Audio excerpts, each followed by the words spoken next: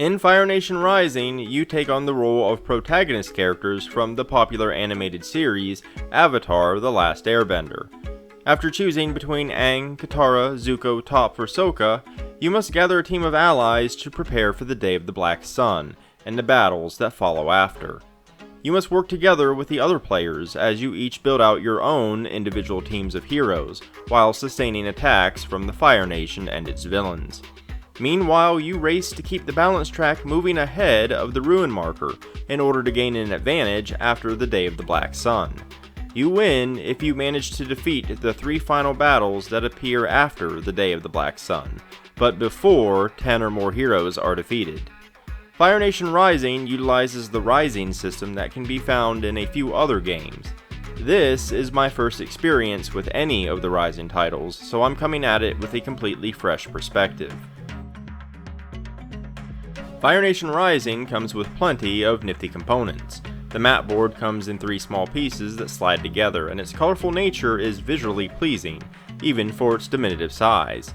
The hero dice come in several varieties that dictate which element they lean toward. They're hefty, and the iconography paints a clear picture of what they represent, even if you aren't familiar with the anime. The cardboard Pai Sho tokens look nice too.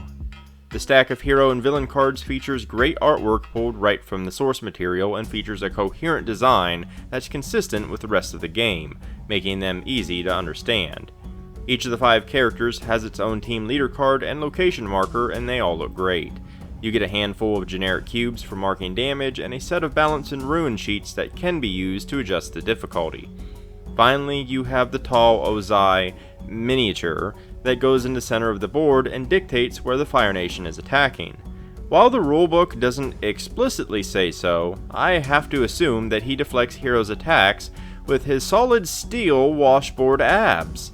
Holy cow, I never thought a board game that has Nickelodeon branding could make me feel inadequate. But whenever that miniature turns toward me, I feel like I have to get up and go do 10 sit-ups. Needless to say, it's a very detailed mini. The components are great quality, and the setup pretty much consists of shuffling cards. It's nice and quick. The rulebook was well done for the most part. There are a few things that I'd like clarification on, but learning the core game was exceptionally easy. Dice are at the heart of the game. They allow you to recruit allies, attack villains, and activate abilities. Your initial team leader card grants you a pool of dice each turn, but you'll want to expand it by growing your tableau of allies. Each dice corresponds to an element: water, fire, air, or earth. Each dice not only has a higher chance of rolling that element, but it also has a chance to roll a double of that element. There's a handy distribution chart on the back of the rulebook. Understanding the odds is important because the game revolves around using those odds to perform the actions you want. To recruit a hero or damage a villain, you need to assign the correct elements to that card. On your turn, you roll and assign any dice you want, and then you may re-roll the others. If you can't assign any, you remove a die and may roll again. You continue until all dice are assigned or discarded. The very basic gameplay loop of Fire Nation Rising is easy to grasp, but to play well, you need to have some degree of understanding of probability. That way, you can do the things that you want to do when you want to do them. I enjoy that because it makes the game approachable but leaves room for a degree of mastery. Understanding your odds isn't only about rolling your dice, but how you want to build out your team. Some allies provide abilities that can be triggered for free, others need to be assigned elements, while others simply grant you more dice. Understanding your team's strengths and shortcomings not only helps you decide on which allies to pursue or which villains to attack, but you can also communicate to other players where your weak points are so that they can cover them. At the start of each player's turn, they choose one of 3 locations to send their team. They can only interact with the 3 heroes and villains in that location for the turn. However, they also reveal a Fire Nation card. This indicates whether or not the Ozai miniature rotates and in which direction. Where he lands is where the Fire Nation attacks. When the Fire Nation attacks, they damage every hero in that location. If you sent your team to that location, every member of your team also takes damage. If a villain is present, they also activate their ability. Fire Nation Rising has 2 distinct stages to it: preparing for the final battles and taking part in them. However, even in the preparation stage, you have to pay close attention to what the Fire Nation is doing. While some abilities allow you to heal heroes, it's pretty rare and slow going. You have to try and mitigate the damage to your own team while also protecting those you haven't recruited. Recruiting a damaged hero fully heals them. The more villains you leave on the board, the more often that they'll be able to trigger their effects, and the fewer villains that you have to contend with in the final battles, the better. You have to balance your strategy between recruiting new heroes to strengthen your team and fighting the villains. The bigger your team, the stronger you are, but it also means that each time you're attacked, a whole lot of heroes are taking damage.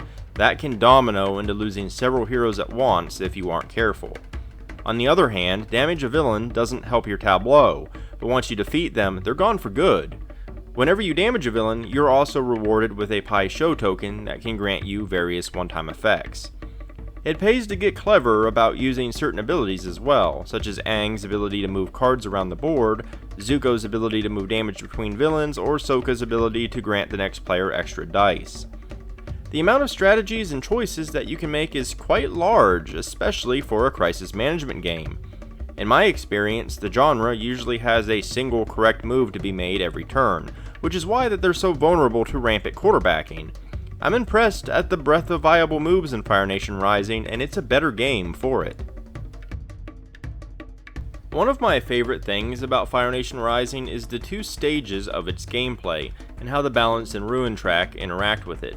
Some Fire Nation cards have a number on them. When revealed, they move the ruin marker up the track that many spaces.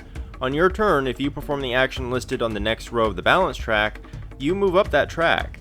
When either marker reaches the top, it's the day of the Black Sun, and the final battles begin. A final battle card is added to each location, and it functions like a villain. To win, you need to defeat all three. Whenever the Fire Nation attacks a location, it also activates the final battle ability card in that location, and those abilities are very harsh.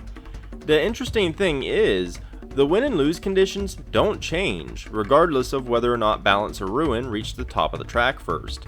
You win when all final battles are defeated. You lose if 10 heroes are defeated. That fact remains true from the beginning of the game to the end of it. Instead, a bonus is granted to the players if the balance track triggers the endgame, and a penalty if the ruin track triggers it. If balance reaches the top first, all current and future villains with the Black Sun symbol are discarded.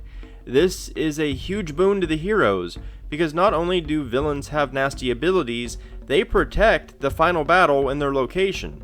You can't damage it while a villain remains there. On the flip side, if ruin triggers first, all current heroes and villains with the Black Sun symbol are discarded. A good chunk of every player's team could be decimated, and more room on the board means a higher chance of more villains appearing. It really feels like a brilliant mechanism. You don't need to reach the top of the balance track to win. If ruin beats you there, you can still power through it, but it's more difficult. You have to weigh the pros and cons of dedicating the effort to advance the balance track, building your team, eliminating villains, and rescuing heroes, all in preparation for when the game dials up the intensity with the final battles. If you watched my video on quarterbacking, you will know that I believe it can be a player problem, a game problem, and sometimes both. Co-op games are the most susceptible to it, and among them, crisis management games tend to be the worst offenders. A crisis management game is any game that dumps a load of tokens, bad guys, diseases, or whatever onto specific locations of a board, and the players lose if any get out of hand. In the case of Fire Nation Rising, it's the hero characters and the damage they take. Most crisis management games are prone to quarterbacking because they are both simple and leave a very small margin of error. One bad move and it's game over. Fire Nation Rising naturally mitigates this to a degree. The game itself is simple, but you always have a large choice of actions you can take between which heroes to recruit, villains to attack, or abilities to activate. Furthermore, without being an intrusive ass forcing their way into your personal bubble, it's not immediately obvious to a quarterback what all abilities your tableau offers you. There's rarely a time when a single moment decides the game either. Heroes take damage and a few might get defeated, but there's unlikely to be a moment where you must do this one specific thing or the whole game is lost. The game is lost over time, a cascade of bad things happening rather than a single dog pile of damage. Fire Nation Rising is one of few crisis management games that seems to foster a sense of teamwork without a single player dictating the moves. It's a light game, sure, but it's flexible enough to carve out your own path every turn, rather than being relegated out of duty to keep the team afloat. The game is just designed really well. There is a slight caveat, however. I was only able to play the game solo and with 2 players for this review. The more players you add, the more that acceptable decision space may narrow. The Fire Nation attacks every turn, so I could see some situations become critical by the time your turn comes around at higher player counts. Fire Nation Rising works great at 2 players though, and I highly suspect it would work just as well at 3. I'd be a little bit wary of going any higher than that though. I'm always on the lookout for good co-op games, but I'm very picky about them. I wasn't sure what to think going into Fire Nation Rising. I'm familiar with Avatar: The Last Airbender, but I wouldn't say I'm a fan of it. I ended up being pleasantly surprised by the game though. It's a clever co-op game that plays really well with 2 players, which is usually enough to keep it on my shelf.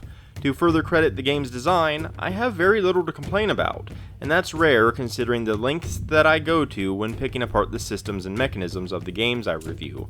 The only reason Fire Nation Rising isn't higher on my own personal list of games is a simple matter of taste. I prefer heavier games, and it's quite light. It has nothing to do with any shortcomings the game itself may have. My biggest criticism is that the theme is somewhat abstract. Avatar is an anime about elemental benders that control the elements via martial arts. None of that is really reflected in the game, but it's not a poor abstraction. You are sending your teams out to perform missions and recruitments. The battles themselves are just abstracted to your own zoomed out viewpoint, rather than detailed from a more personified viewpoint. I find it to be a slight waste of the source material, but by no means a bad take on it. Avatar: Fire Nation Rising is an easy-to-learn co-op with a lot of decision space and room to master its gameplay. You can adjust its difficulty up and down via several simple levers, and when combined with its core simplicity, it becomes a game that can be enjoyed if you're young or old, hardcore or casual, whether you're a fan of the series or not. It's simply a good game.